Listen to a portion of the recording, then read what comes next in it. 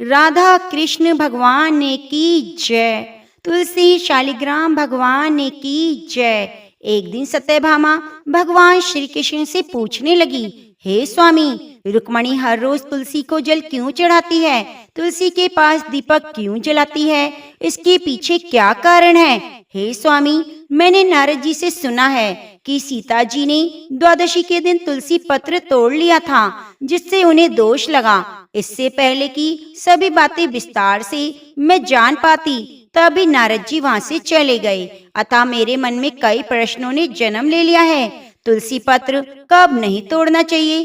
तुलसी को जल कब नहीं देना चाहिए? और तुलसी को जल चढ़ाने से क्या लाभ होता है?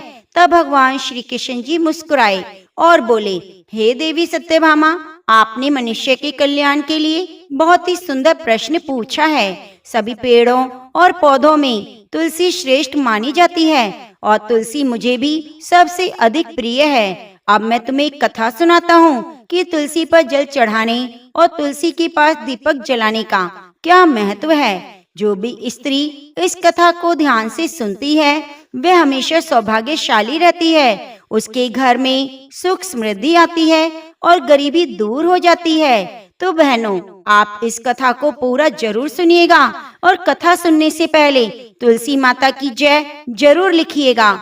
एक समय की बात है, श्याम नाम का एक वैश्य था। उसके पास धन, सुख, संपत्ति सब कुछ ही तो था, लेकिन एक चीज की कमी थी, वह थी संतान। संतान न होने से वैश्य और उसकी पत्नी सदैव उदास रहा करते। वे सोचते, हमारे पास धन संपत्ति किसी चीज की कमी नहीं, पर मन को सुकून भी तभी मिलेगा जब हमारी संतान होगी। उसकी पत्नी ने भी कहा, हाँ, हम कितनी भी दौलत जमा कर लें, लेकिन संतान के बिना हमारा जीवन अधूरा है। मैंने सारे उपाय किए, दान पुण्य किया, वैद्य को बुलाया, कोई परिणाम ना निकला। एक दिन वैश्य वशिष्ठ मुनि के आश्रम में गए। वहाँ उन्होंने वशिष्ठ जी से याचना की, हे मुनिवर, मैं बहुत दुखी हूँ, मेरी कोई संतान नहीं। कृपया मुझे बताइए कि ऐसा कौन सा कारण है जिसके लिए मैं निसंतान हूँ। ऋषि ने कहा, हे श्याम, मैं अपनी दिव्य दृष्टि से तुम्हारे पिछले जन्म के कर्मों को देखता हूँ। मुनि वशिष्ठ ने अपनी दिव्य दृष्टि से वैश्य के पिछले जन्म का दृश्य देखा। उन्होंने कहा, पिछले जन्म में तुम एक धनी वैश्य थे। एक दिन एक भूखी प्यासी गाय तुम्हारे द्वार पर आई। तुमने ना तो उसे रोटी खिलाई, न चारा दिया और ना ही पानी पिलाया। इसके विपरीत तुमने निर्दयता से उस गाय को अपमानित किया और अपने घर से भगा दिया। उस दिन द्वादशी का दिन था। तुमने अपने आंगन में लगी तुलसी को घास फूस समझकर उसे उखाड़कर फेंक दिया। हे वैश्य, अब उस गाय का वृत्तांत सुनो। उस गाय ने अभी अभी एक बछड़े को जन्म दिया था और भूख से व्याकुल होने के कारण वे मूर्छित होकर गिर पड़ी। अपने बछड़े को दूध ना पिला सकी, इसी कारण गाय ने तुम्हें श्राप दिया। वैश्य ने कहा, हे ऋषिवर, उस गाय ने मुझे श्राप दिया, इसका मतलब इस जीवन में संतान न होने का कारण वही श्राप है। ऋषि ने कहा, हाँ, तुम्हारी वर्तमान स्थिति इसी श्राप के कारण है। प्रिय भक्तों, वह वैश्य श्याम शर्मा बहुत दुखी हुआ और अपनी गलती पर पछताता हुआ बोला, हे ऋषिवर, मैं इस पाप से कैसे मुक्त हो सकता हूँ? कोई उपाय बताइए। तब ऋषि ने कहा, हे वैश्य, तुम्हें पुत्रेष्टि यज्ञ करना होगा। यज्ञ संपन्न होने के बाद ब्राह्मणों को गाय का दान करने से तुम्हें संतान प्राप्ति होगी और पाप से मुक्ति मिलेगी। वैश्य ने कहा, मुनिवर, आपका धन्यवाद, आपका कोटि कोटि धन्यवाद। मैं यज्ञ करवाऊंगा और पाप से मुक्त हो जाऊंगा। श्याम शर्मा घर लौट आया और सब कुछ विस्तार से उसने अपनी पत्नी को सुनाया। वशिष्ठ जी ने बताया है कि यज्ञ के फल स्वरूप हमें पुत्र की प्राप्ति होगी, लेकिन एक शर्त है, हमारा पुत्र केवल 18 वर्ष का होगा। केवल 18 वर्ष के बाद उसकी मृत्यु हो जाएगी। यह सुनकर पत्नी थोड़ा घबरा गई और बोली, स्वामी, 18 वर्ष यह कितनी छोटी आयु है। वैश्य बोला, हाँ प्रिय, पर इससे हमें पाप से मुक्ति तो मिल जाएगी, कम से कम हमारा वंश तो आगे बढ़ेगा। श्याम शर्मा और उसकी पत्नी ने यज्ञ का आयोजन किया। उन्होंने कई ऋषियों, मुनियों और ब्राह्मणों को आमंत्रित किया और विधि पूर्वक यज्ञ संपन्न किया। तभी अग्निदेव प्रकट हुए। श्याम शर्मा ने कहा, हे अग्निदेव, मेरे पुत्रेष्टि यज्ञ को सफल करिए, मुझे संतान का वरदान दे। अग्निदेव ने कहा, हे श्याम शर्मा, तुम्हारा यज्ञ सफल होगा, तुम्हें संतान प्राप्ति होगी, लेकिन ध्यान रहे वह केवल 18 वर्ष तक जीवित रहेगा।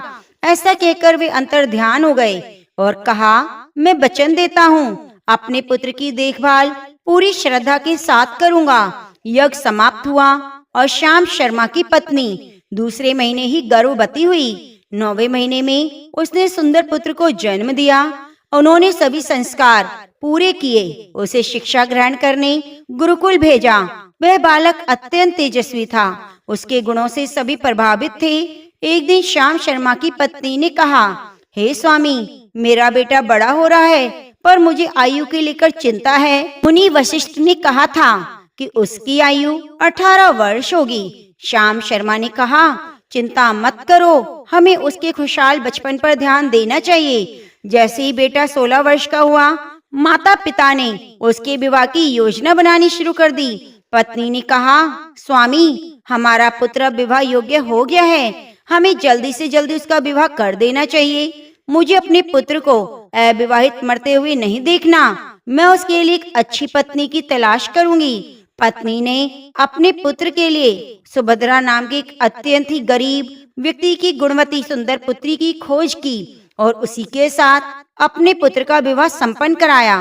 सुभद्रा अत्यंत चरित्रवान और पतिव्रता स्त्री थी। सुभद्रा को यह पता नहीं था कि उसकी पति की आयु केवल 18 वर्ष है। विवाह के बाद सुभद्रा अपने सास ससुर और पति की बड़ी प्रेम भाव से सेवा करती, मधुर वाणी से सबका मन जीत लेती। समय बीतता गया। श्याम शर्मा के पुत्र की मृत्यु निकट आने लगी। माता पिता को इसकी घबराहट सताने लगी। एक दिन उन्होंने अपनी बहू सुभद्रा को बुलाया और दुखी मन से कहा, बहू, हमें क्षमा कर देना, हमने तुम्हारे साथ अन्याय किया। यह सुनकर सुभद्रा ने कहा, पिताजी, माँ, आप लोग ऐसा क्यों कह रहे हैं? आप मुझसे क्षमा क्यों मांगते हैं? मुझे लज्जित ना करें, आप साफ साफ कहें, आप क्या कहना चाहते हैं? श्याम शर्मा ने बड़े ही बोझिल मन से कहा, हे पुत्री, हमने तुम्हें एक बात छुपाई। हमें हमारा पुत्र पुत्रेष्टि यज्ञ के फलस्वरूप प्राप्त हुआ। हमारे पुत्र की आयु केवल 18 वर्ष है और वह समय निकट आ गया है। सुभद्रा ने कहा, पिताजी, यह तो जानकर मुझे बड़ा दुख हुआ, पर मैं आपको विश्वास दिलाती हूँ, आपकी चिंता बेवजह है। मैं अपने पति के प्राणों की रक्षा करूंगी। मुझे बस ढेर सारे दीपक, जल का घड़ा और एक गाय चाहिए। श्याम शर्मा ने तुरंत अपनी बहू को दीपक, जल का घड़ा और गाय उपलब्ध कराई। सुभद्रा ने अपने ससुर को धन्यवाद किया और कहा, मैं अपने पति की रक्षा के लिए पूरी तैयारी करूंगी। जैसे ही वह दिन आया जब उसके पति की मृत्यु होने वाली थी, भगवान कृष्ण आगे कहते हैं, हे देवी सत्यभामा, जैसे ही वह दिन आया जब उसके पति की मृत्यु होने वाली थी, सुभद्रा ने सुबह जल्दी उठकर तुलसी को जल अर्पित किया। तुलसी माता को प्रणाम करके पौधे पर चुनरी बांधी, दीपक जलाया, प्रार्थना करने लगी, हे तुलसी माँ, मैं चुनरी के साथ आपकी शरण में हूँ, कृपया मेरे सुहाग की रक्षा करें।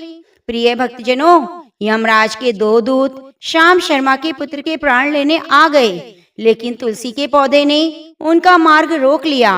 दूतों ने कहा, यह क्या तुलसी का पौधा हमें रोक रहा है? तुलसी देवी ने कहा, यमदूत, मैं तुम्हें इस घर में नहीं आने दूंगी। इस घर की बहू ने मुझे चुनरी उड़ाई है, उसने एकादशी युक्त द्वादशी का उपवास किया है, उसके पति की रक्षा करना मेरा कर्तव्य है। यह सुनकर यमदूत बोले, हमें यमलोक लौटना होगा, यहाँ प्रवेश करना संभव नहीं रहा। यमदूत भयभीत होकर वापिस यमपुरी चले आए और यमराज से बोले, हे महाराज, उस घर में हम प्रवेश नहीं कर पाए, उस घर की रक्षा स्वयं तुलसी माँ कर रही है। यमराज को यह सुनकर बड़ा ही क्रोध आया। उसने तुरंत अपने अन्य 4 दूतों को बुलाया और कहा, सुनो, तुम श्याम शर्मा के घर उस सुभद्रा के घर जाओ। जब तुलसी का पौधा सो रहा होगा तब उसके पति के प्राण ले आना। शाम के समय यमराज के 4 दूत सुभद्रा के घर की ओर निकल पड़े।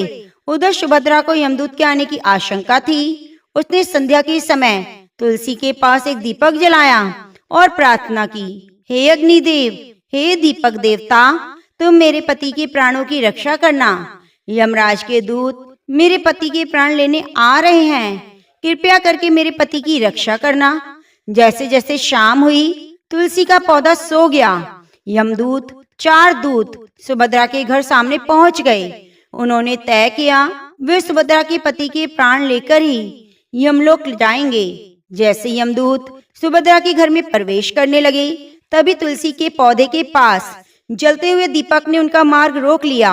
उन्होंने बड़े ही कड़क आवाज में कहा, हे यमदूत, इस घर की स्त्री ने मुझे प्रज्वलित किया है, मुझसे अपने पति के प्राणों की रक्षा की प्रार्थना की है।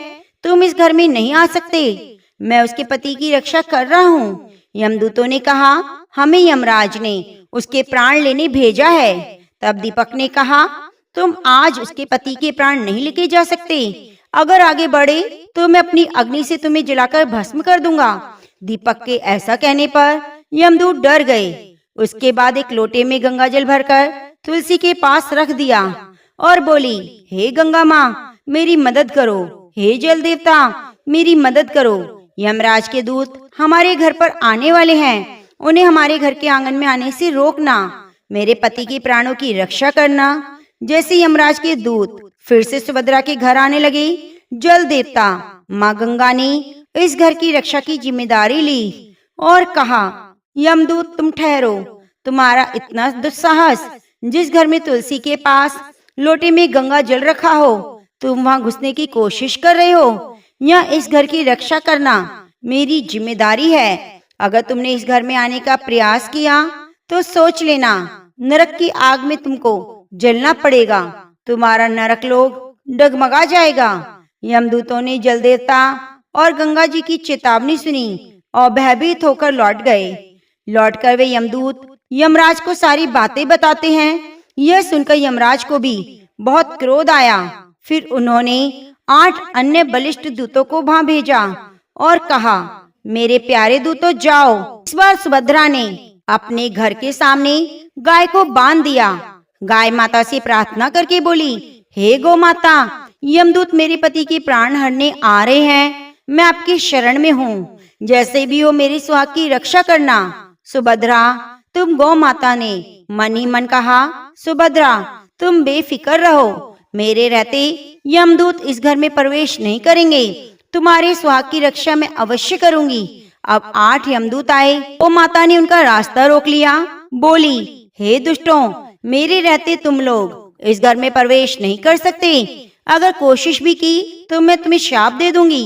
तो यमदूतों ने कहा, देखो तुम जिद मत करो, यमराज ने जैसे भी हो सुभद्रा के पति के प्राण लेने का हमें आदेश दिया है, हम अपना काम करके ही वापस जाएंगे। तब गौ माता ने कहा, ऐसा करने से पहले तुम्हें मेरे प्राण लेने होंगे। अगर तुमने ऐसा किया तो तुम 8 दूतों पर गो हत्या का पाप लगेगा। जानते हो ना, इस महापाप का कोई प्रायश्चित नहीं। गाय की बात सुनकर 8 यमदूत पूरी तरह घबरा गए। उन्हें अच्छे से मालूम था कि गाय के श्राप से मुक्ति नहीं होती और कोई भी गाय को मारकर हत्या का पाप अपने सिर पर लेने को तैयार नहीं था। हमें यमलोक लौटना ही होगा, हम इस गाय के रहते इस घर में प्रवेश नहीं कर सकते। 8 यमदूत डर के मारे यमलोक पहुँचे और यमराज को सब बताया। तो यमराज ने कहा, तुमसे ये सब ठीक नहीं होगा, आज उसके पति की मृत्यु का दिन है, अब मुझे ही कुछ करना पड़ेगा। यमराज अपने भैंसे पर सवार होकर सुभद्रा के घर पहुँचे और यमराज को अपने द्वार पर खड़ा देखकर सुभद्रा डर के मारे कांपने लगी। यमराज को प्रणाम करके उनकी स्तुति करने लगी। उसने कहा, हे धर्मराज, आप ही प्राणियों के पाप और पुण्य का लेखा जोखा रखते हैं, आप न्याय के देवता हैं और मैं धर्म का पालन करने वाली पतिव्रता नारी, कृपया मेरे पति के प्राणों की रक्षा करें। हे धर्मराज, मेरा आपको सशत प्रणाम है। प्रिय भक्तजनों, सुभद्रा की स्तुति बार बार सुनकर यमराज बहुत प्रसन्न हुए और अचानक से उनके मुख से निकला, सदा सुहागन रहो, सौभाग्यवती रहो।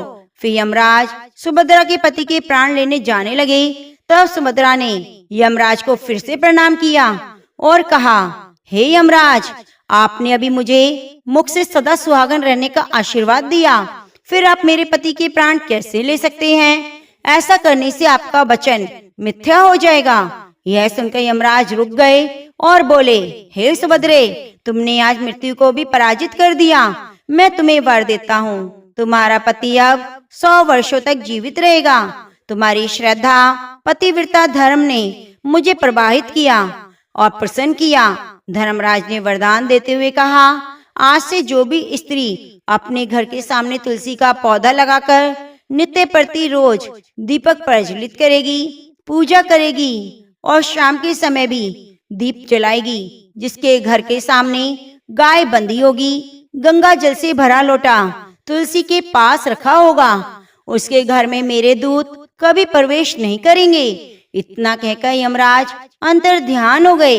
भगवान श्री कृष्ण ने कहा, हे देवी सत्यभामा, इस प्रकार पतिव्रता धर्म का पालन करके जो कोई स्त्री अपने घर के सामने तुलसी का पौधा लगाती है, नित्य दीप प्रज्वलित करती है, घर के सामने जल का लोटा रखती है और जिसके घर के सामने गाय बंधी होती है, उस घर में कभी भी अकाल मृत्यु नहीं आती, दुख दरिद्रता कोशों दूर रहती है। अब आप जान लीजिए तुलसी पत्र कब तोड़ना चाहिए और कब नहीं तोड़ना चाहिए। ऐसा हमारे ग्रंथों में लिखा हुआ है। ब्रह्म वैवर्त पुराण में बताया गया है कि तुलसी को जल कब देना चाहिए, कब नहीं देना चाहिए। वैदिक में, व्यतिपात में, मंगलवार में, शुक्रवार में, रविवार, अमावस्या, पूर्णिमा, संक्रांति, द्वादशी तिथि किसी की मृत्यु पर तुलसी पत्र को जो लोग तोड़ते हैं, वे मानो हरि के सिर का छेदन करते हैं। इन दिनों में भूलकर भी किसी को तुलसी पत्र नहीं तोड़ना चाहिए। विष्णु धर्मोत्तर ग्रंथ में यह लिखा हुआ है कि अपने जीवन का जो लोग नाश नहीं करना चाहते, उनको रविवार के दिन दूर्वा और द्वादशी के दिन तुलसी पत्र नहीं तोड़ना चाहिए। सूर्य उदय से पहले और सूर्य अस्त के बाद तुलसी पत्र को भूलकर भी न तोड़ें। पद्म पुराण में वर्णन आता है कि द्वादशी के दिन तुलसी पत्र नहीं तोड़ना चाहिए। पद्म पुराण में वर्णन है, ऐसा माना गया है कार्तिक मास में आंवले का पत्ता भी नहीं तोड़ना चाहिए। जो लोग ये काम करते हैं वह मनुष्य नरक में जाते हैं। शास्त्रों में कहीं भी नहीं लिखा कि एकादशी के दिन आप तुलसी पत्र नहीं तोड़ सकते। एकादशी के दिन चाहे तो आप तोड़ सकते हैं भगवान की पूजा के लिए। लेकिन हाँ, एक बात और कहते हैं, एकादशी के दिन हमारे शास्त्र कहते हैं उस दिन पुष्प पत्र नहीं तोड़ना चाहिए। इसलिए एकादशी की व्रत कथा आदि में वर्णन आता है कि गिरे हुए पत्तों को उठाकर आप उन्हें साफ कर लें और उस दिन दातुन के लिए भी लकड़ी का प्रयोग करना चाहिए। भगवान श्री कृष्ण कहते हैं, हे देवी सत्यभामा, द्वादशी के दिन तुलसी पत्र क्यों नहीं तोड़ना चाहिए, इससे जुड़ी एक छोटी कथा को सुनो। द्वादशी के दिन कितना जघन्य अपराध होता है तुलसी पत्र तोड़ने का। एक दिन सीता माता तुलसी जी की पूजा करने और तुलसी लेने गई। तुलसी के बगीचे में गई, तभी उन्हें याद आया, अरे आज तो द्वादशी है। उनको विचार आया कि तुलसी पत्र नहीं तोड़ते। तुलसी द्वादशी के दिन कभी भी नहीं तोड़ी जाती, इसके पाप लगता है। तुलसी जी का जो बगीचा था, सीता माता जी वहाँ से वापस आ रही थी तो असावधानी के कारण उनकी साड़ी के पल्लू से एक तुलसी का पत्ता टूट गया। सीता जी को बड़ा दुख हुआ। द्वादशी के दिन मैंने अधर्म कर डाला। उन्होंने तुलसी माता से क्षमा मांगी और वे महल में आ गई। उन्होंने ज्यादा इस बात पर ध्यान नहीं दिया, लेकिन उसी समय देवऋषि नारद वहां पधारे। श्री राम जी और सीता जी ने उनका आदर पूर्वक अर्चना की।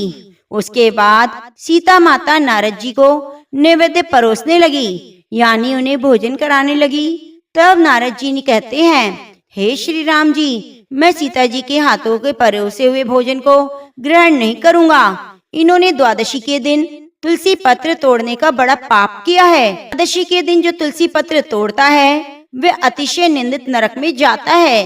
तब श्री राम जी खूब विनय पूर्वक हाथ जोड़कर कहते हैं, हे मुनि, अब आप कोई उपाय बताएं जिससे सीता जी को इस पाप से मुक्ति मिल जाए। तब नारद जी ने कहा, सीता जी तो अपने पतिव्रत के बल से ही उस गिरे हुए पत्ते को उठाकर पुनः जोड़ सकती हैं और ये क्षण भर में पवित्र हो जाएंगी। वे ऐसे दोष से मुक्त हो सकती हैं। सीता जी पतिव्रता तो है ही, उनके इस तप से यह पत्ता जुड़ जाएगा। लेकिन जब नारद जी इस प्रसंग को बता रहे थे, सभा में बैठे सभी सभासदों ने यह बात सुन ली। सबको आनंद हुआ कि चलो आज हम भी की तपस्या का एक छोटा सा खेल देख लेते हैं। तो सभी लोग उठकर गए और सीता माता भी उठी। उस गिरे हुए तुलसी के पत्ते को उठाकर जब जोड़ने लगी तो पत्ता जुड़ा नहीं। सभी ने विचार किया, ये क्या हो गया? देव ऋषि की बात तो मिथ्या नहीं, सीता जी के सत्यत्व में संदेह नहीं। सीता जी तो पतिव्रता हैं, फिर पत्ता क्यों नहीं लगा? यह स्थिति बड़ी गंभीर थी, चिंताजनक थी। क्या मेरा पतिव्रता धर्म कोई चूक हो गई? तब नारद जी ध्यानस्थ हो गए। उन्होंने ध्यान लगाकर रहस्य जान लिया। सीता माता ने नारद जी से कहा, आपने एक दिन श्री राम जी को आम देने से पहले उस आम को सूंघ लिया, इसी से आपका थोड़ा सा सत्यत्व भंग हुआ, क्योंकि किसी भी नैवेद्य को सूंघना भोजन करने के बराबर माना गया है, तो आपसे यही अपराध हुआ। तब सीता माता ने कहा, हे तुलसी माता, मेरे दोष को छोड़कर बाकी मेरे द्वारा किए गए पतिव्रता धर्म को ध्यान में रखते हुए आप कृपया जुड़ जाइए। और जैसे ही माता ने तुलसी के पत्ते को जोड़ने को कहा, तुलसी का पत्ता जुड़ गया और सभी में जय जयकार होने लगी। और एक बात भक्तों को ध्यान में रखना चाहिए कि बिना स्नान किए, जूते चप्पल पहने तुलसी को नहीं तोड़ना चाहिए, इससे घोर नरक की प्राप्ति होती है। पद्म पुराण में कहा गया है, तुलसी पत्र मंजरी सहित तोड़ना चाहिए। ब्रह्म पुराण में वर्णन आता है कि तुलसी का एक एक पत्ता नहीं तोड़ना चाहिए, पत्तों के साथ अग्रभाग को ही तोड़ना चाहिए, यानी कि आगे के हिस्से को। तुलसी की मंजरी सब फलों से बढ़कर है, तो केवल मंजरी ही नहीं तोड़नी चाहिए, मंजरी सहित पत्ते भी तोड़ने चाहिए। अकेले पत्ते नहीं तोड़ने चाहिए, पत्तों सहित मंजरी तोड़नी चाहिए। तुलसी जी को जब भी अर्घ दें तो अर्घ देते समय आपका मुख उत्तर दिशा या पूर्व दिशा की ओर होना चाहिए। तुलसी जी की पूजा बिना मंत्र के नहीं करनी चाहिए। अर्घ देते समय तुलसी जी का मंत्र बोलना चाहिए, या फिर ओम नमो नारायण कृष्णाय वासुदेवाय हरे परमात्मने प्रणत क्लेश नाशाय गोविंदाय नमो नमः, यह मंत्र बोलते हुए जल देना चाहिए। नित्य प्रति घी का दीपक प्रज्वलित करना चाहिए और शाम के समय तुलसी को स्पर्श नहीं करना चाहिए। तब बात आती है, तुलसी को जल कब देना चाहिए? तुलसी को रोज जल दें। रविवार, अमावस्या, एकादशी, द्वादशी को भी तुलसी को जल अवश्य देना चाहिए, क्योंकि कोई भी शास्त्र, कोई भी पुराण यह नहीं बताता कि माता तुलसी को एकादशी के दिन जल नहीं चढ़ाया जाता। बिल्कुल देना चाहिए। एकादशी के दिन प्रेम पूर्वक जल दीजिए, आपको दोष नहीं लगेगा। तो हम माता तुलसी से प्रार्थना करते हैं, हे तुलसी माँ, हे भगवान विष्णु, इस संवाद कथा को प्रेम पूर्वक सुनने वाले, कहने वाले, हुंकारा भरने वाले अपने सभी भक्तों का कल्याण करना। जिस भक्त ने भी जिस इच्छा से ये कथा को सुना है, उनकी सभी इच्छाएं पूरी करना। तो प्रेम से बोलिए, तुलसी शालिग्राम भगवान की जय। प्रिय भक्तजनों, आपको ये कथा कैसी लगी? कृपया कमेंट बॉक्स में जरूर बताइए और हमारे चैनल पर नित्य प्रति कार्तिक मास की कथाओं को भी जरूर सुनिए। मिलते हैं आगे की कथा के साथ। कार्तिक मास की ढेर सारी शुभकामनाएं। लक्ष्मी नारायण भगवान, तुलसी माता आपकी सभी मनोकामनाओं को पूरी करे। इसी आशा के साथ आपसे मिलते हैं अगली वीडियो में।